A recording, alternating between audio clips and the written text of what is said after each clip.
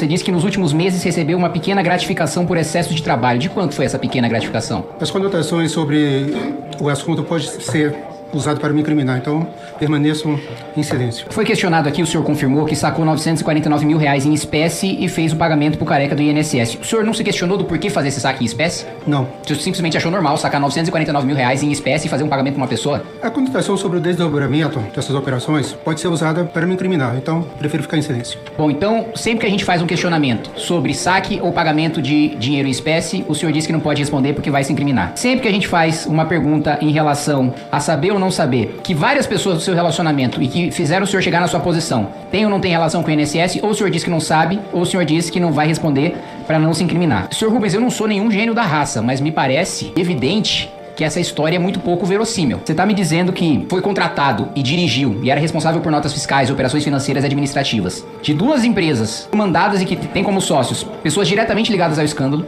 que chegou a essa posição por causa do principal articulador desse escândalo, pelo menos até agora. Eu duvido muito que o careca do INSS haja sozinho, sem respaldo político, que não tenha indicação ou respaldo de deputado federal, de senador, que não tenha respaldo de ministro de estado. Duvido muito que alguém chegue numa posição de movimentar bilhões de reais, num cargo que depende de respaldo político, num cargo que estava reservado a um partido político e que não tenha respaldo de um político. Me parece uma coisa tão ilógica quanto dizer que, não sei, tem um prato que tem arroz, tem salmão cru, tá envolto em alga, mas não é sushi.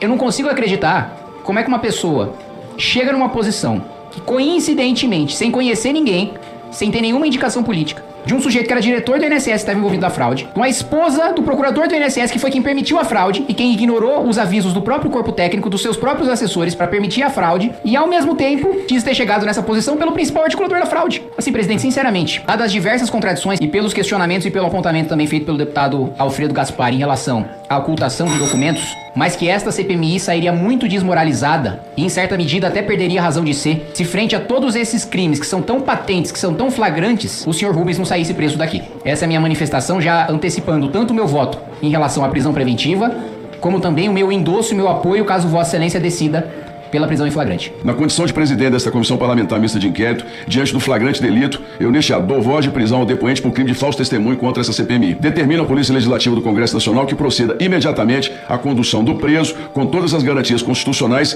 e que seja comunicado à autoridade judicial para as devidas providências.